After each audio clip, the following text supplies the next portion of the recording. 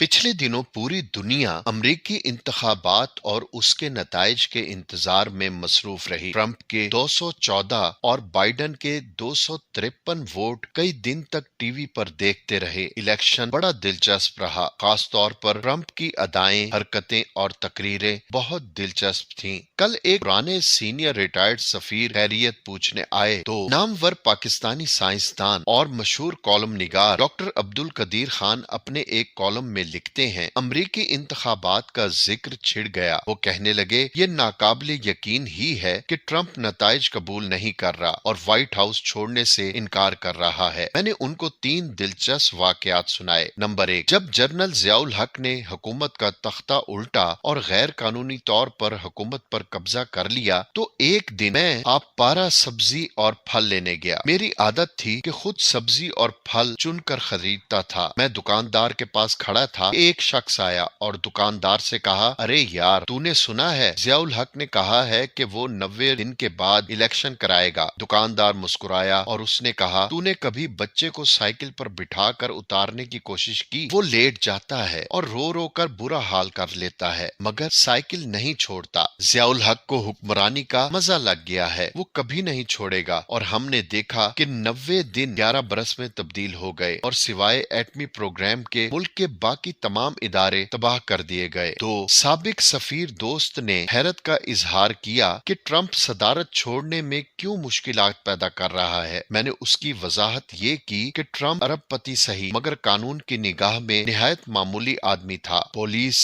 Internal revenue service किसी भी गलती पर पकड़ कर अंदर कर देती। पहली मर्तबा उसको ताकत का मजा लगा। जनरलों, वजीरों, सफीरों को नौकरी दे सकता था और 1 मिनट में छुट्टी कर सकता था। ये एक ऐसा मजा है कि इंसान बहुत जल्द उसका आदी हो जाता है और ये गुमान करने लगता है कि ये मुस्तकिल चीज है, और जब ये हाथ से जाने लगती है तो बौखला जाता है, पागल हो जाता है। यही हाल ट्रंप का है। मगर अमेरिका में निजाम बहुत साफ है। व्हाइट हाउस के लोग अब इसके किसी गैर कानूनी हुक्म की पाबंदी नहीं करेंगे, और अगर ये आखिरी दिन से 1-2 रोज पहले वहां से रवाना ना हुआ तो उसका सामान बाहर रख देंगे और उसको अंदर नहीं आने देंगे। इससे पहले तकरीबन 200 साल पेशतर ऐसा ही वाकया हुआ था। वो आपकी खिदमत में पेश करता हूँ। नंबर 3, ये 1801 की बात है। अमेरिका के दूसरे सदर जॉन एडम्स ने 4 मार्च को कामयाब सदर थॉमस जेफरसन को सदारत का चार्ज देने से इनकार कर दिया। उस वक्त तक 20 जनवरी की दोपहर का कानून नहीं बनाया गया था। उसकी जिद के बावजूद उसे दफ्तर में नहीं छोड़ा गया। जो ही थॉमस जेफरसन ने हल्फ उठाया, व्हाइट हाउस के स्टाफ ने एडम्स का सामान उठाना शुरू कर दिया। तमाम स्टाफ ने ताल्लुकात मुनक़ते कर लिए। पूरे सदारती स्टाफ ने पुराने सदर के अहकामात कबूल करने से इनकार कर दिया और इस तरह पुराने सदर को नाकारा बना दिया और पूरा स्टाफ नए सदर के पास चला गया। इस वक्त से तमाम व्हाइट हाउस छोड़ने वाले सदर इलेक्शन के फौरन बाद व्हाइट हाउस छोड़ने की तैयारी शुरू कर देते हैं। इससे कबल कि हुकूमत के तमाम अहम इदारे उसका साथ छोड़ दें, ये लोग एक कानून के तहत काम करते हैं और उनकी वफादारी कानूनी सदर के साथ होती है। हमारे यहाँ की तरह नहीं कि जिसने गैर कानूनी तौर पर हुकूमत पर कब्जा कर लिया, खुशामदी लोटे फौरन दौड़कर उसके फर्माबरदार वफादार गुलाम बन गए और वो अय्याशी करने लगे। अब चूंकि बाइडन ने सरकारी तौर पर इलेक्शन जीत लिया है तो ट्रंप की बकवास, वार्निंग्स वगैरह बेकार हैं। कोई उसकी बात नहीं मानेगा और पुराने सदर को सिर्फ रोजमर्रा की जरूरी बातों से आगाह करेगा। सदर के मिजाज के मुताबिक व्हाइट हाउस को नए अंदाज से आरास्ता किया जाएगा और 20 जनवरी को स्टाफ पुराने सदर का तमाम सामान बाहर निकाल देगा और नए सदर का सामान रख देगा।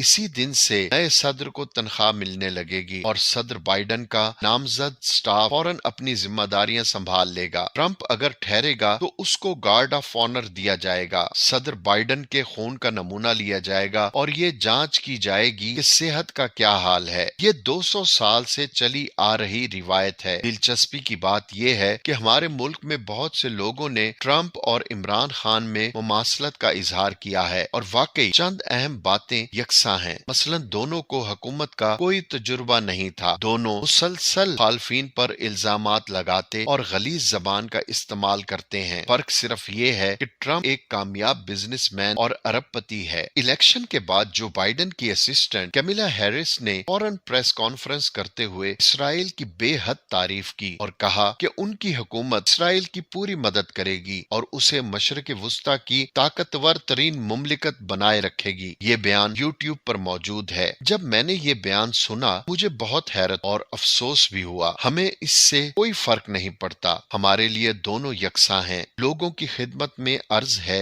कि वो जनाब बाइडन के बयान से उम्मीदें लगा कर न बैठ जाएं। अमेरिका में जो भी सदर आएगा वो इस्लाम और मुसलमानों से मुखलिस नहीं होगा। Kennedy, Johnson, Carter, Reagan, Bush senior, Clinton, Bush junior, Obama, Trump सब की मिसाल आपके सामने है। क्लिंटन, बुश और ओबामा के जमाने में लाखों मुसलमान मारे गए, जबकि सदर बनते ही ओबामा ने मिस्र और तुर्की में मुसलमानों की हिमायत में तकरीरें की थीं और मैंने उसी वक्त कॉलम में लिख दिया था कि सिर्फ बेवकूफ और जाहिल मुसलमान ही इन बयानात को सुनकर खुश होंगे। अब तक तकरीबन 70 साल से इसराइल फलस्तीनियों पर जुल्म ढा रहा है, की जमीनों पर कब्जा कर रहा है, उनको मुल्क से निकाल रहा है, मगर कोई मगरबी मुल्क एक लफ्ज फलस्तीनियों की हिमायत में नहीं बोलता। इराक और शाम के हुक्मरानों ने ये गलती की थी तो उनको तारीख ने निशान इबरत बना दिया। सिर्फ तुर्क सदर रजब तैयब अर्दवान ने थोड़ी बहादुरी दिखाई है। अल्लाह पाक उनका हामियो नासिरो मुहाफिज हो। आमीन।